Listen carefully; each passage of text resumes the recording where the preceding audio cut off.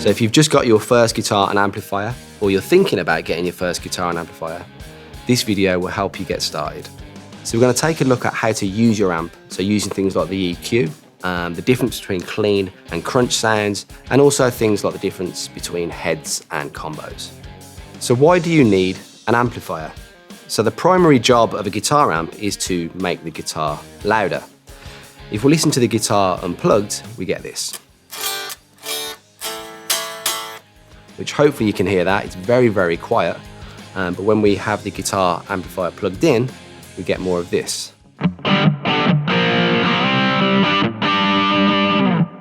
Which is much more like the sound you'd expect to hear on your favorite albums. To get the amplified sound, you simply plug your guitar into the amplifier using an instrument cable. The signal from your guitar goes through the amplifier's electronics, where the signal is strengthened and amplified, and then comes out of the loudspeaker. As well as making your guitar louder, you can also control the sound of your guitar in various ways. So you can go from a clean sound, which sounds like this,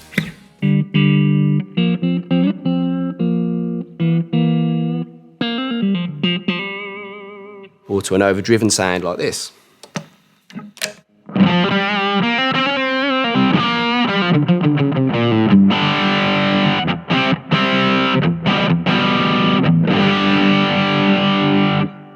You can then adjust the tone of your amp even further by using the EQ or Equaliser section of the amp.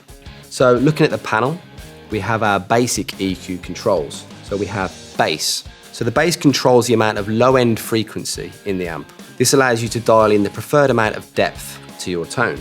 So this is the amplifier with the bass turned down, and then I'm going to turn it up and hopefully you can hear the difference. So again, low bass.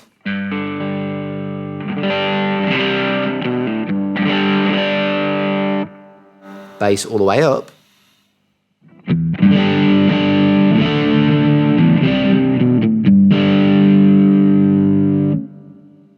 And then around halfway.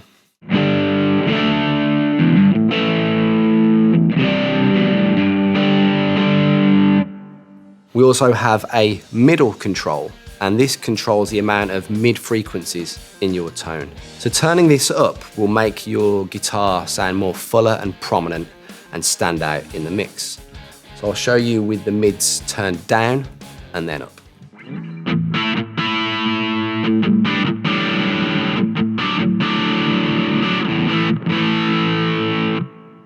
And then up.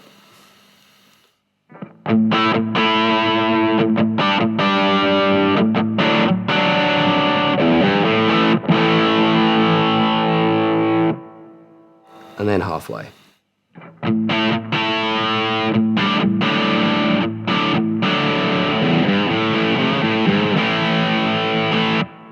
We also have a treble control. So the treble controls the amount of high frequencies in your tone. So turning this up will give you a much brighter sound, and then turning it down will give you a smoother, darker tone. So treble turned down.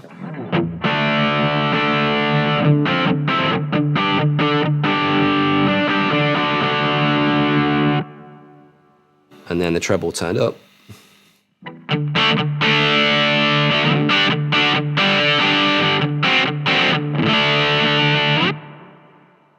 And then just below halfway.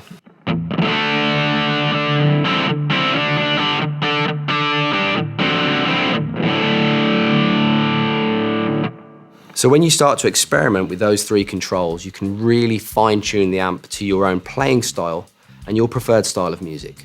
Most amps will also have a gain and a volume control. So the gain controls the amount of crunch or distortion in your sound. So if I turn the gain down, it will start to become much cleaner. And if I turn it up, it becomes way more saturated and distorted. So this is a low gain setting.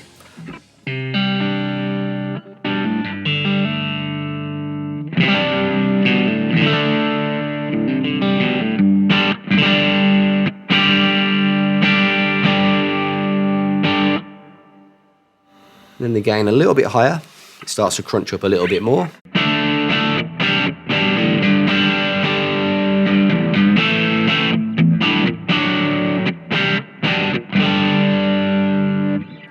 and then I'm going to turn the gain all the way up.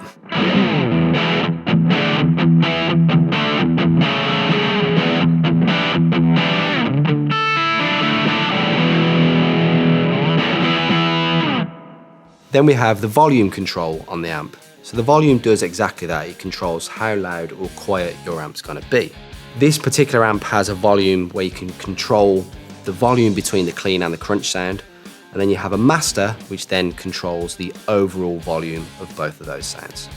So there's a lot of guitar amplifiers out there, and a lot of them have different features. So other common features you might find are the presence and resonance controls. So the presence helps you fine-tune the upper, mid, and high frequencies, making your amp sound more lively. The resonance control, which can also be called deep, affects the low end response of the amplifier. So it allows you to fine-tune the low end, and it interacts with the speaker to adjust the feel of the amp. Remember, there's no right or wrong way of dialing in your amp. Some players like a smoother, warmer tone, whereas others may like a brighter, more aggressive sound. Just go with whatever makes you feel comfortable and want to play the guitar more. When choosing your amp, you have a choice between combos or heads and cabs. A combo, which is short for combination, combines the amplifier section and the speaker section into one box. This can be more convenient and more portable, and this is what most players start out on. The head and cab, which is short for cabinet, separates the amplifier's electronics and the speaker into two separate units. This will allow for more flexibility and experimentation with different types of speaker and speaker configurations. There are also lots of different types of amplifier on the market, and it's really easy to get overwhelmed. So we're going to look at the differences between valve amps, solid state amps, and digital. Valve amps, also known as tube amps, is where it all started for Marshall. This type of amp uses valves to amplify the electrical signal, and valve amps are known for their great response and expressive feel to the guitar player. Solid state amps, which are also known as transistor amps, get their name from the use of transistors to amplify the signal instead of valves. Digital amps use digital signal processing, or DSP, to emulate or model the sound of various guitar amps and effects. This offers the player more flexibility and a much wider choice of tones. Most of our amps are valve, and if you're just starting out on the guitar, then the DSL or Origin range is a really good place to start. If you're looking at solid state, then you can look at our MG series, and if you want a digital amplifier, take a look at our code. So next we're going to look at wattage and what that actually means. So a simple way of thinking of the wattage of your amplifier is how powerful it is or how loud it can be. Typically, an amp between 10 and 50 watts is perfect for beginners. More specifically, an amp rated between 10 and 20 watts will be great for home practice, and an amp between 30 to 50 watts will cover you for small gigs and rehearsal spaces. So today I'm plugged into the MG15, which is really lightweight and portable and more than loud enough for any kind of practice situation. If you do want to go bigger, we also offer the same amp with the same features, but with more power. So you can get an MG30 or an MG50. So as well as offering really great overdrive and clean sounds, some of the MG models offer built-in effects. So these include reverbs, delays, and modulation effects. And this is really great fun when you're starting out because you can really experiment and explore different sounds from your amplifier. So here's just a few examples of what some of the built-in effects can sound like.